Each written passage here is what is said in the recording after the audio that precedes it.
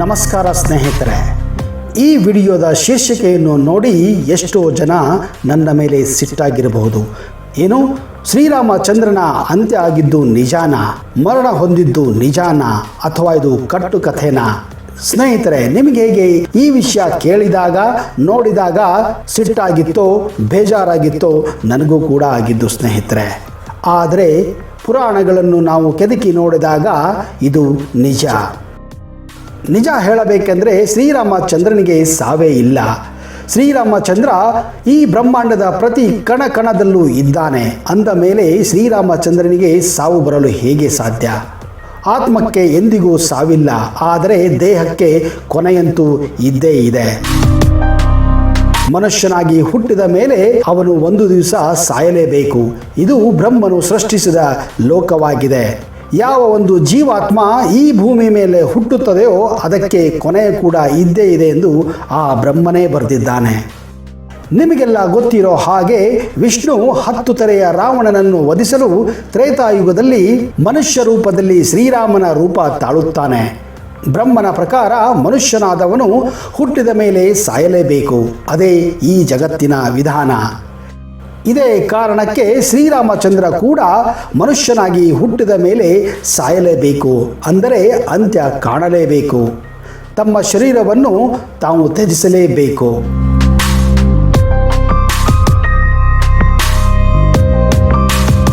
ಬನ್ನಿ ಸ್ನೇಹಿತರೆ, ಇವತ್ತಿನ ಈ ವಿಡಿಯೋದಲ್ಲಿ ನಿಮಗೆ ಶ್ರೀರಾಮಚಂದ್ರ ತನ್ನ 3 ಸೋದರರು ಹಾಗೂ ವಾನರ ಸೇನೆಯೊಂದಿಗೆ ಈ ಭೂಮಿಯನ್ನು ತ್ಯಜಿಸಿದ್ದು ಹಾಗೂ ಆ ಕೊನೆಯ ಗಳಿಗೆಯನ್ನು ಸಂಪೂರ್ಣವಾಗಿ ಹೇಳಲು ಪ್ರಯತ್ನ ಮಾಡ್ತಾ ಇದ್ದೀನಿ.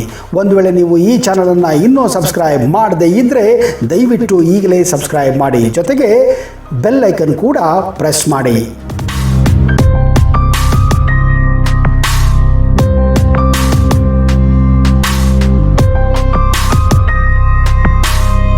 ಸ್ನೇಹಿತರೆ, ನಿಮಗೆಲ್ಲ ಗೊತ್ತಿರೋ ಹಾಗೆ ರಾಮ ರಾವಣನನ್ನು ವಧಿಸಿ ಲಂಕೆಯಿಂದ ತಮ್ಮ ವನವಾಸವನ್ನು ಮುಗಿಸಿ ವಾಪಸ್ಸು ಅಯೋಧ್ಯೆ ನಗರಿಗೆ ಬರುತ್ತಾನೆ. ತದನಂತರ ಅವನಿಗೆ ರಾಜಾಭಿಷೇಕ ಕೂಡ ಆಗುತ್ತದೆ. ಹೀಗೆ ರಾಮ, ಸೀತೆ, ಲಕ್ಷ್ಮಣ, ಭರತರು ಎಲ್ಲರೂ ಸಂತೋಷದಿಂದ ಜೀವನವನ್ನು ನಡೆಸುತ್ತಿರುತ್ತಾರೆ.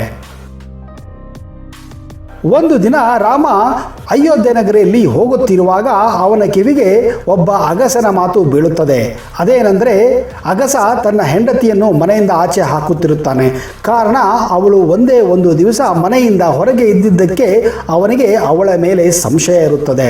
ಅದಕ್ಕೆ ಅವನು ಅವಳನ್ನು ಹೊರಗೆ ಹಾಕುವ ಪ್ರಯತ್ನ ಮಾಡುತ್ತಾನೆ. ಜೊತೆಗೆ ಆ ರಭಸದಲ್ಲಿ ಅವನು, ನಾನೇನು ಶ್ರೀರಾಮಚಂದ್ರನಲ್ಲ, ತನ್ನ ಹೆಂಡತಿ ಯಾರದೋ ಜೊತೆ ಎಷ್ಟೋ ದಿವಸಗಳ ಕಾಲ ಇದ್ದರೂ ಮತ್ತೆ ಅವಳನ್ನು ಸೇರಿಸಿಕೊಳ್ಳಲು ತಾನೇನು ಶ್ರೀರಾಮಚಂದ್ರ ಇಲ್ಲ ಎಂದು ಹೇಳುತ್ತಿರುತ್ತಾನೆ. ಈ ಕಠೋರವಾದ ಮಾತುಗಳನ್ನು ಕೇಳಿದ ಶ್ರೀರಾಮಚಂದ್ರನಿಗೆ ಹೃದಯಕ್ಕೆ ನಾಟಿದ ಹಾಗೆ ಆಗುತ್ತದೆ.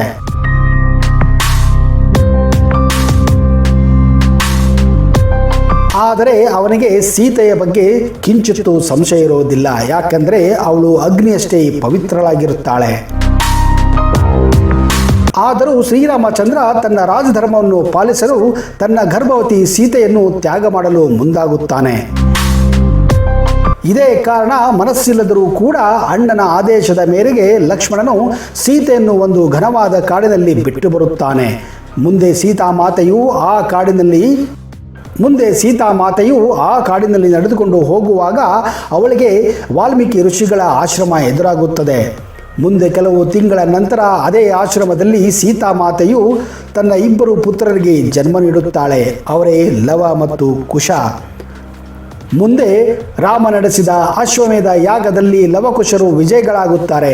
ಸೀತಾಮಾತೆಯು ಲವಕುಶರನ್ನು ಅವರ ತಂದೆ ಶ್ರೀರಾಮನಿಗೆ ಒಪ್ಪಿಸಿ ತನ್ನ ತಾಯಿಯಾದ ಭೂಮಿಯಲ್ಲಿ ಅವಳು ಭೂಮಿಯನ್ನು ಸೇರುತ್ತಾಳೆ. ಇದೇ ದುಃಖದಿಂದ ಹಲವಾರು ವರ್ಷಗಳ ಕಾಲ ಶ್ರೀರಾಮಚಂದ್ರ ದುಃಖದಲ್ಲೇ ಇರುತ್ತಾನೆ. ಶ್ರೀರಾಮಚಂದ್ರ ಈ ಭೂಮಿಯ ಮೇಲೆ ಸುಮಾರು 11,000 ವರ್ಷಗಳು ವಾಸಿಸಿದ್ದರೆಂದು ಉಲ್ಲೇಖ ಇದೆ. ಈ 11,000 ವರ್ಷಗಳ ಆದ ಮೇಲೆ ಒಂದು ದಿನ ಶ್ರೀರಾಮಚಂದ್ರನ್ನು ನೋಡಲು ಒಬ್ಬ ತಪಸ್ವಿ ಋಷಿಗಳು ಬರುತ್ತಾರೆ. ಅವರು ಶ್ರೀರಾಮಚಂದ್ರನೊಂದಿಗೆ ಕೆಲವು ರಹಸ್ಯದ ಮಾತುಗಳನ್ನು ಆಡಲು ಬಯಸುತ್ತಾರೆ. ಆದರೆ ಅದಕ್ಕೆ ಅವರು ಒಂದು ಷರತ್ತನ್ನು ವಿಧಿಸುತ್ತಾರೆ. ತಾವಾಡುವ ರಹಸ್ಯದ ಮಾತುಗಳನ್ನು ತಾವಿಬ್ಬರೇ ಮಾತಾಡಬೇಕು. ಒಂದು ವೇಳೆ ಬೇರೆಯಾದರೂ ಈ ವಿಷಯವನ್ನು ತಿಳಿದರೆ ಅಂತ ವ್ಯಕ್ತಿಯನ್ನು ಶ್ರೀರಾಮಚಂದ್ರನು ವಧಿಸಬೇಕೆಂದು ಹೇಳಿ ಪ್ರತಿಜ್ಞೆಯನ್ನು ತೆಗೆದುಕೊಳ್ಳುತ್ತಾರೆ. ಅದಕ್ಕೆ ಶ್ರೀರಾಮಚಂದ್ರ ಆಯಿತು ಎಂದು ಪ್ರತಿಜ್ಞೆ ಮಾಡುತ್ತಾರೆ. ಅದಕ್ಕೆ ತಕ್ಕಂತೆ ಶ್ರೀರಾಮಚಂದ್ರ ಲಕ್ಷ್ಮಣನಿಗೆ ಯಾರೂ ತಮ್ಮ ಕೋಣೆಯಲ್ಲಿ ಬರದಂತೆ ಬಾಗಿಲನ್ನು ಕಾಯು ಎಂದು ಕೋಣೆಯಲ್ಲಿ ತಪಸ್ವಿಯೊಂದಿಗೆ ಮಾತನಾಡಲು ಪ್ರಾರಂಭ ಮಾಡುತ್ತಾರೆ. ಆಗ ತಪಸ್ವಿ ಶ್ರೀರಾಮಚಂದ್ರ, ಬ್ರಹ್ಮನ ಆಜ್ಞೆಯ ಮೇರೆಗೆ ಭೂಮಿಯ ಮೇಲೆ ನಿಮ್ಮ ಆಯಸ್ಸು ಮುಗಿದು ಹೋಗಿದೆ. ಈಗ ನೀವು ನಿಮ್ಮ ಲೋಕಕ್ಕೆ ಹೋಗುವ ವೇಳೆಯು ಕೂಡಿ ಬಂದಿದೆ. ಅದಕ್ಕೆ ನೀವು ಈಗ ವೈಕುಂಠಕ್ಕೆ ಧಾವಿಸಬೇಕೆಂದು ಹೇಳುತ್ತಾರೆ. ಅದೇ ವೇಳೆಗೆ ದುರ್ವಾಸ ಮುನಿಗಳು ಅಲ್ಲಿಗೆ ಬರುತ್ತಾರೆ. ಲಕ್ಷ್ಮಣ ಅವರನ್ನು ತಡೆಯುತ್ತಾನೆ. ಯಾಕಂದರೆ ಇದು ಅಣ್ಣನ ಆಜ್ಞೆಯಾಗಿತ್ತು. ದುರ್ವಾಸ ಮುನಿಗಳು ಇದನ್ನು ಕಂಡು ಸಿಟ್ಟಾಗುತ್ತಾರೆ. ತಾವು ಈ ಕೂಡಲೇ ಶ್ರೀರಾಮಚಂದ್ರನನ್ನು ಭೇಟಿಯಾಗಬೇಕೆಂದು ಹೇಳುತ್ತಾರೆ. ಅದಕ್ಕೆ ಲಕ್ಷ್ಮಣನು ಅಡ್ಡಿಪಡಿಸುತ್ತಾನೆ. ಇದರಿಂದ ಇನ್ನೂ ಸಿಟ್ಟಾದ ದುರ್ವಾಸ ಮುನಿಗಳು, ಒಂದು ವೇಳೆ ನೀನು ಈಗ ನನ್ನನ್ನು ಕೋಣೆಯ ಒಳಗೆ ಬಿಡದಿದ್ದರೆ ರಾಮನ ಕುಟುಂಬ ಮರಣ ಹೊಂದುವ ಹಾಗೆ ಶಾಪ ನೀಡುವೆ ಎಂದು ಹೇಳುತ್ತಾರೆ. ದುರ್ವಾಸ ಮುನಿಗಳ ಶಾಪದಿಂದ ತಪ್ಪಿಸಿಕೊಳ್ಳಲು ಲಕ್ಷ್ಮಣನು ತನ್ನ ಹತ್ಯೆಗೆ ಮುಂದಾಗುತ್ತಾನೆ. ಅಂದರೆ ಯಾರಾದರೂ ಒಂದು ವೇಳೆ ಕೋಣೆಯಲ್ಲಿ ಬಂದರೆ ರಾಮನು ಅಂಥ ವ್ಯಕ್ತಿಯನ್ನು ಕೊಲ್ಲಬೇಕೆಂದು ಮೊದಲೇ ಆಜ್ಞೆ ಮಾಡಿರುತ್ತಾರೆ. ಆದ್ದರಿಂದ ಲಕ್ಷ್ಮಣನು ಈ ಒಂದು ಶಾಪದಿಂದ ತಪ್ಪಿಸಲು ತನ್ನ ಕುಟುಂಬವನ್ನು ರಕ್ಷಿಸಲು ಒಳಗೆ ಹೋಗುತ್ತಾನೆ. ದುರ್ವಾಸ ಮುನಿಗಳು ಬಂದ ವಿಷಯವನ್ನು ತಿಳಿಸುತ್ತಾನೆ. ಮುಂದೆ ಶ್ರೀರಾಮಚಂದ್ರ ಒಂದು ಕಠಿಣ ಪರಿಸ್ಥಿತಿಯಲ್ಲಿ ಸಿಲುಕಾಕುತ್ತಾನೆ. ಕಾರಣ ಈಗ ಅವನೇ ಲಕ್ಷ್ಮಣನನ್ನು ವಧಿಸುವ ಪ್ರಸಂಗ ಕೂಡಿ ಬರುತ್ತದೆ. ಆದರೆ ಲಕ್ಷ್ಮಣ ತನ್ನನ್ನು ತಾನೇ ಸರಿಯು ನದಿಗೆ ಹೋಗಿ ತ್ಯಾಗ ಮಾಡುತ್ತಾನೆ. ಇದರಿಂದ ತುಂಬಾ ಬೇಸರಗೊಂಡ ರಾಮನು ಲಕ್ಷ್ಮಣನ ಹಾಗೆ ತನ್ನ ದೇಹವನ್ನು ಕೂಡ ತ್ಯಾಗ ಮಾಡಲು ಸಿದ್ಧನಾಗುತ್ತಾನೆ. ಅದೇ ವೇಳೆಗೆ ಅಲ್ಲಿಗೆ ಅವನ ವಾನರ ಸೇನೆ ವಿಭೀಷಣರು ಕೂಡ ಅವನನ್ನು ಹಿಂಬಾಲಿಸಿ ಅವನ ಜೊತೆ ತಮ್ಮ ದೇಹಗಳನ್ನು ಕೂಡ ತ್ಯಾಗ ಮಾಡಲು ಸಿದ್ಧರಾಗುತ್ತಾರೆ. ಆದರೆ ಶ್ರೀರಾಮಚಂದ್ರ ವಿಭೀಷಣ ಹಾಗೂ ಆಂಜನೇಯನನ್ನು ಇದೇ ಭೂಮಿಯಲ್ಲಿ ಇದ್ದು ಈ ಭೂಮಿಯ ಸೇವೆ ಮಾಡಬೇಕೆಂದು ಆಜ್ಞೆ ಮಾಡುತ್ತಾರೆ. ಹೀಗೆ ಶ್ರೀರಾಮಚಂದ್ರ ತನ್ನ ಉಳಿದ ಸಹೋದರರ ಜೊತೆಗೆ ಹಾಗೂ ವಾನರ ಸೇನರ ಜೊತೆಗೆ ಈ ದೇಹವನ್ನು ತ್ಯಾಗ ಮಾಡಿ ಪರಲೋಕಕ್ಕೆ ಪ್ರಯಾಣ ಬೆಳೆಸುತ್ತಾರೆ. ಸ್ನೇಹಿತರೆ, ಹೀಗೆ ರಾಮಾಯಣದಲ್ಲಿ ಶ್ರೀರಾಮನ ಅಂತ್ಯವಾಗುತ್ತದೆ. ನಿಮಗೆಲ್ಲ ಗೊತ್ತಿರುವ ಹಾಗೆ ಕೃಷ್ಣರ ಅಂತ್ಯ ಒಂದು ಬಾಣದಿಂದ ಆಗಿತ್ತು. ಆ ಬಾಣವನ್ನು ಚಲಾಯಿಸಿದಂತಹ ವ್ಯಕ್ತಿ ಜರ ಎಂಬ ಒಬ್ಬ ಬೇಡ. ಆದರೆ ಇಲ್ಲಿ ಪ್ರಶ್ನೆ ಬರುವುದು, ಶ್ರೀಕೃಷ್ಣ ವಿಷ್ಣುವಿನ ಅವತಾರವಾಗಿದ್ದು ಆದರೆ ಅವರ ಅಂತ್ಯ ಮಾತ್ರ ಒಬ್ಬ ಜರ ಎಂಬ ಬೇಡನಿಂದ ಆಗಲು ಕಾರಣ ಏನಿತ್ತು? ಶ್ರೀಕೃಷ್ಣರು ಕೂಡ ರಾಮರ ಹಾಗೆ ತಮಗೆ ಇಚ್ಛೆ ಬಂದ ಮಾರ್ಗದಲ್ಲಿ ತಮ್ಮ ಅಂತ್ಯವನ್ನು ಕಾಣಬಹುದಾಗಿತ್ತು. ಆದರೆ ಶ್ರೀಕೃಷ್ಣ ಯಾಕೆ ಹಾಗೆ ಮಾಡಲಿಲ್ಲ? ಯಾಕೆ ಅವರ ಅಂತ್ಯ ಒಬ್ಬ ಮಾನವನಿಂದ ಆಯಿತು? ಆದರೆ ಸ್ನೇಹಿತರೆ, ಈ ಭೂಮಿಯ ಮೇಲೆ ಯಾವುದೇ ಕಾರಣವಿಲ್ಲದೆ ಒಂದು ಕಾರ್ಯ ಕೂಡ ನಡೆಯುವುದಿಲ್ಲ. ಒಂದು ಹುಲ್ಲು ಕೂಡ ಅಲಗಾಡಬೇಕೆಂದರೆ ಅದಕ್ಕೊಂದು ಕಾರಣ ಇದ್ದೇ ಇರುತ್ತದೆ. ಅದು ದೇವರೇ ಆಗಲಿ ಮನುಷ್ಯರೇ ಆಗಲಿ ಈ ಭೂಮಿಯ ಮೇಲೆ ಹುಟ್ಟಿದ ಮೇಲೆ ಎಲ್ಲವೂ ಒಂದು ಕಾರಣದಿಂದಲೇ ಆಗುತ್ತದೆ. ಅದು ಹುಟ್ಟೇ ಆಗಿರಲಿ, ಅದು ಸಾವೇ ಆಗಿರಲಿ. ಹೌದು, ಶ್ರೀಕೃಷ್ಣರ ಸಾವಿನ ಹಿಂದೆ ಅಂದರೆ ಅಂತ್ಯ ಹಿಂದೆ ಕೂಡ ಒಂದು ಘೋರ ದುರಂತದ ಕಾರಣವೇ ಇತ್ತು.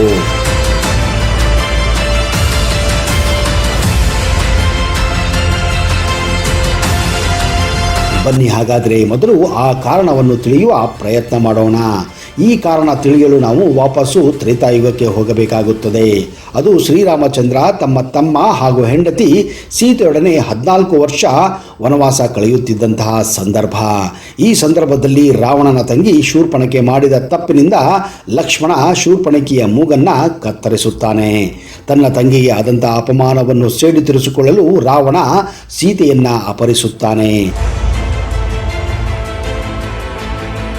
ಸೀತೆಯ ಅಪಹರಣದಿಂದ ಕಂಗಾಲಾಗಿದ್ದ ಶ್ರೀರಾಮ ಹಾಗೂ ಲಕ್ಷ್ಮಣ ಸೀತಾಮಾತೆಯನ್ನು ಹುಡುಕುತ್ತಾ ಒಂದು ಊರಿನಿಂದ ಇನ್ನೊಂದು ಊರಿಗೆ, ಒಂದು ಕಾಡಿನಿಂದ ಇನ್ನೊಂದು ಕಾಡಿಗೆ ಹುಡುಕಾಡುತ್ತಾ ಅಲೆದಾಡುತ್ತಿರುವಂತಹ ಸಂದರ್ಭ ಅದು. ಅದೇ ಸಂದರ್ಭದಲ್ಲಿ ಶ್ರೀರಾಮ ಸೀತೆಯನ್ನು ಹುಡುಕುತ್ತಾ ಕರ್ನಾಟಕದ ಕಿಷ್ಕಿಂದಿಗೂ ಕೂಡ ಬರುತ್ತಾರೆ. ಈ ಸಂದರ್ಭದಲ್ಲಿ ಅವರಿಗೆ ಹನುಮಂತನ ಮೂಲಕ ವಾನರ ನಾಯಕ ಸುಗ್ರೀವನ ಪರಿಚಯವಾಗುತ್ತದೆ. ಸುಗ್ರೀವನ ಪರಿಸ್ಥಿತಿ ಕೂಡ ಶ್ರೀರಾಮನ ಪರಿಸ್ಥಿತಿಯಾಗಿತ್ತು. ಕಾರಣ ಸುಗ್ರೀವನ ಪತ್ನಿಯನ್ನ ಕಪಟದಿಂದ ಅವನ ಸ್ವಂತ ಅಣ್ಣ ವಾಲಿ ಅಪಹರಿಸಿ ಅವಳನ್ನ ತನ್ನ ಹೆಂಡತಿಯಾಗಿ ಅವನ ಅರಮನೆಯಲ್ಲಿ ಬಚ್ಚಿಟ್ಟಿದ್ದ. ಇದೇ ಕಾರಣ ಸುಗ್ರೀವ ಹಾಗೂ ಶ್ರೀರಾಮ ಒಳ್ಳೆಯ ಸ್ನೇಹಿತರಾಗುತ್ತಾರೆ. ಕಾರಣ ಅವರಿಬ್ಬರ ತೊಂದರೆಗಳು ಹಾಗೂ ಅವರಿಬ್ಬರ ವೈರಿ ಒಂದೇ ಆಗಿದ್ದ. ಈ ಸಂದರ್ಭದಲ್ಲಿ ಸುಗ್ರೀವ ರಾಮನಿಗೆ ಸೀತೆಯನ್ನು ಹುಡುಕುವ ಕೆಲಸಕ್ಕೆ ಸಹಾಯ ಮಾಡುತ್ತೇನೆಂದು ವಚನ ನೀಡುತ್ತಾನೆ. ಅದೇ ಸಂದರ್ಭದಲ್ಲಿ ಶ್ರೀರಾಮ ಕೂಡ ಸುಗ್ರೀವನಿಗೆ ತಾನು ಕಳೆದುಕೊಂಡಂತಹ ರಾಜ್ಯ ಆಗಲಿ ಹೆಂಡತಿ ಹಾಗೂ ವಾಲಿಯನ್ನು ಕೊಲ್ಲುವ ವಚನವನ್ನು ಮಾಡುತ್ತಾನೆ. ಹೀಗೆ ತಾವು ಕೊಟ್ಟಂತಹ ವಚನವನ್ನು ಪಾಲಿಸಲು ಶ್ರೀರಾಮ ಸುಗ್ರೀವ ಹಾಗೂ ವಾಲಿ ನಡುವೆ ಮಲ್ಲಯುದ್ಧವನ್ನು ಏರ್ಪಡಿಸುತ್ತಾರೆ. ಮಲ್ಲಯುದ್ಧ ನಡೆಯುವ ಸಂದರ್ಭದಲ್ಲಿ ವಾಲಿ ಸುಗ್ರೀವನನ್ನು ಇನ್ನೇನು ಕೊಲ್ಲುವ ಸಂದರ್ಭದಲ್ಲಿ ಶ್ರೀರಾಮ ಸುಗ್ರೀವನಿಗೆ ಮಾತು ಕೊಟ್ಟಂತೆ ಒಂದು ಮರದ ಹಿಂದಿನಿಂದ ಕದ್ದು ಮುಚ್ಚಿ ಬಾಣವನ್ನು ಬಿಟ್ಟು ವಾಲಿಯನ್ನು ಸಾಯಿಸುತ್ತಾನೆ. ಈ ಘಟನೆಯ ಬಗ್ಗೆ ಕೇಳಿ ವಾಲಿಯ ಪತ್ನಿ ತಾರಾ ಅಲ್ಲಿಗೆ ಧಾವಿಸುತ್ತಾಳೆ. ಇದನ್ನು ಕಂಡು ತಾರಾ ಅತ್ಯಂತ ಕ್ರೋಧಳಾಗುತ್ತಾಳೆ. ಸಾವಿನ ಸ್ಥಿತಿಯಲ್ಲಿದ್ದಂತಹ ವಾಲಿಯನ್ನು ಕಂಡು ಶ್ರೀರಾಮನಿಗೆ ತಾರಾ ಶಾಪವನ್ನು ಹಾಕುತ್ತಾಳೆ.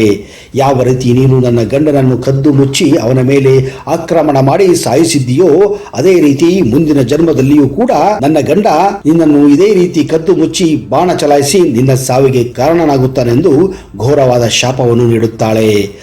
ಹೌದು, ವಾಲಿಯ ಪತ್ನಿ ತಾರಾಳ ಶಾಪದ ಫಲವಾಗಿಯೇ ಮುಂದೆ ವಾಲಿಯು ದ್ವಾಪರ ಯುಗದಲ್ಲಿ ಒಬ್ಬ ಬೇಡನಾಗಿ ಅಂದರೆ ಜರ ಎಂಬ ಬೇಡನಾಗಿ ಸುಂದರ ಯುವಕನಾಗಿ ಹುಟ್ಟುತ್ತಾನೆ. ಜರ ಒಬ್ಬ ಅತ್ಯಂತ ಶ್ರೇಷ್ಠ ಬಿಲ್ಲುಗಾರನಾಗಿದ್ದ. ಅವನು ಇಡೀ ರಾಜ್ಯದಲ್ಲಿ ಹೆಸರುವಾಸಿಯಾಗಿದ್ದನು. ಅವನು ಹೆಚ್ಚಾಗಿ ರಾತ್ರಿಯಲ್ಲಿ ಬೇಟೆಯನ್ನು ಆಡುತ್ತಿದ್ದನು. ಅವನು ಕೇವಲ ಪಕ್ಷಿ ಪ್ರಾಣಿಗಳ ಕಣ್ಣುಗಳ ಪ್ರಕಾಶವನ್ನು ಕಂಡು ಅವುಗಳ ಕಣ್ಣುಗಳನ್ನೇ ಗುರಿಯಾಗಿಟ್ಟು ಬಾಣವನ್ನು ಚಲಾಯಿಸಿ ಅವುಗಳ ಬೇಟೆಯನ್ನಾಡುತ್ತಿದ್ದ. ಪುರಾಣಗಳ ಪ್ರಕಾರ ಶ್ರೀಕೃಷ್ಣನ ಜನ್ಮದಿಂದಲೇ ಶ್ರೀಕೃಷ್ಣನ ಕಾಲದ ಪಾದದಲ್ಲಿ ಒಂದು ಕಪ್ಪು ಮಚ್ಚೆ ಇತ್ತು. ವಿಚಿತ್ರ ಏನೆಂದರೆ ಈ ಕಪ್ಪು ಮಚ್ಚೆ ರಾತ್ರಿಯಲ್ಲಿ ಮಿಂಚುತ್ತಿತ್ತು. ಮುಂದೆ ಇದು ಅವನ ಮೃತ್ಯುಗೆ ಕಾರಣ ಆಗುತ್ತದೆ ಎಂದು ಸ್ವತಃ ಶ್ರೀಕೃಷ್ಣನಿಗೂ ಕೂಡ ಗೊತ್ತಿರಲಿಲ್ಲ. ಮಹಾಭಾರತದಲ್ಲಿ ಪಾಂಡವರು ಹಾಗೂ ಕೌರವರ ಕುರುಕ್ಷೇತ್ರ ಯುದ್ಧ ಮುಗಿದ ಮೇಲೆ ಶ್ರೀಕೃಷ್ಣ ದ್ವಾರಕೆಗೆ ವಾಪಸ್ಸು ಬರುತ್ತಾನೆ. ಹೀಗೆ ಕಾಡಿನಲ್ಲಿ ಆಸುಪಾಸು ಒಂದು ಮರದ ಮೇಲೆ ತಮ್ಮ ಆಯಾಸವನ್ನು ಕಳೆಯಲು ಪ್ರಶಾಂತವಾಗಿ ಒಂದು ಮರದ ಮೇಲೆ ಹತ್ತಿ ವಿಶ್ರಾಂತವನ್ನು ಪಡೆಯುತ್ತಿರುತ್ತಾರೆ. ಆ ರಾತ್ರಿ ಕೂಡ ಜರ ಎಂಬ ಬೇಡ ತನ್ನ ಬೇಟೆಗಾಗಿ ಕಾಡಿನಲ್ಲಿ ಸುತ್ತುತ್ತಾ ಇರುತ್ತಾನೆ. ನಾನು ಮೊದಲೇ ಹೇಳಿದ ಹಾಗೆ ಪಕ್ಷಿಗಳ ಹಾಗೂ ಪ್ರಾಣಿಗಳ ಕಣ್ಣುಗಳ ಮಿಂಚನ್ನು ನೋಡಿ ಆ ಕಡೆ ಬಾಣವನ್ನು ಚಲಾಯಿಸಿ ಅವುಗಳ ಬೇಟೆಯಾಡುತ್ತಿದ್ದ. ಆ ರಾತ್ರಿ ಕೂಡ ಶ್ರೀಕೃಷ್ಣನ ಪಾದದಲ್ಲಿದ್ದಂತಹ ಆ ಒಂದು ಮಚ್ಚೆ ಮಿಂಚುತ್ತಿತ್ತು. ಜರ ಶ್ರೀಕೃಷ್ಣನ ಪಾದದ ಆ ಮಚ್ಚೆಯನ್ನು ಕಂಡು ಅದು ಪಕ್ಷಿಯ ಕಣ್ಣೆಂದು ಅದಕ್ಕೆ ನೇರವಾಗಿ ಬಾಣವನ್ನು ಚಲಾಯಿಸಿ ಬಿಡುತ್ತಾನೆ. ಆ ಬಾಣ ನೇರವಾಗಿ ಆ ಮಚ್ಚೆಗೆ ತಾಕಿ ಕೃಷ್ಣನ ಪ್ರಾಣ ಪಕ್ಷಿ ಹಾರಿ ಹೋಗುತ್ತದೆ. ಹೀಗೆ ವಾಲಿಯ ಪತ್ನಿ ತಾರಾಳ ಶಾಪ ನಿಜಕ್ಕೂ ಶ್ರೀಕೃಷ್ಣನ ಸಾವಿಗೆ ಕಾರಣವಾಗುತ್ತದೆ. ಸ್ನೇಹಿತರೆ, ಈ ಕಥೆಯಿಂದ ಒಂದು ಪಾಠ ಅಂತೂ ನಮಗೂ ಅರ್ಥವಾಗುತ್ತದೆ. ನಮ್ಮ ಜೀವನದಲ್ಲಿ ಪ್ರತಿಯೊಂದು ಆಗು ಹೋಗುಗಳಿಗೆ ಒಂದಿಲ್ಲ ಒಂದು ಕಾರಣ ಇದ್ದೇ ಇರುತ್ತದೆ. ಅದು ಈ ಜನ್ಮವೇ ಆಗಲಿ ಮುಂದಿನ ಜನ್ಮ ಆಗಲಿ, ಅದು ನಾವು ಮಾಡದಂತಹ ಕರ್ಮಗಳು, ಪಾಪಗಳು, ಪುಣ್ಯಗಳು ನಮ್ಮನ್ನ ಬೆನ್ನಟ್ಟಿ ನಮ್ಮ ಜನ್ಮಕ್ಕೂ ಅವು ಕಾಡುತ್ತವೆ ಹಾಗೂ ನಮ್ಮನ್ನ ಪರೀಕ್ಷೆ ಮಾಡುತ್ತವೆ. ಸ್ನೇಹಿತರೆ, ಅದಕ್ಕೆ ಹೇಳೋದು ಒಳ್ಳೆಯ ಕರ್ಮಗಳನ್ನೇ ಮಾಡಿ ಧರ್ಮವನ್ನು ಪಾಲಿಸಿ. ಇಲ್ಲವಾದರೆ ಅದು ನೀವು ದೇವರೇ ಆಗಿರಲಿ, ಮನುಷ್ಯರೇ ಆಗಿರಲಿ, ಪ್ರಾಣಿಗಳೇ ಆಗಲಿ, ಅದು ನಿಮ್ಮನ್ನು ಜನ್ಮದವರೆಗೂ ಬಿಡುವುದಿಲ್ಲ. ಇಂತಹದೇ ಕುತೂಹಲಕಾರಿ ವಿಷಯಗಳನ್ನ ಮುಂದಿನ ಸಂಚಿಕೆಯಲ್ಲಿ ಮತ್ತಷ್ಟು ತರುತ್ತೇನೆ. ಅಲ್ಲಿಯವರೆಗೆ ಜೈ ಹಿಂದ್, ಜೈ ಕರ್ನಾಟಕ.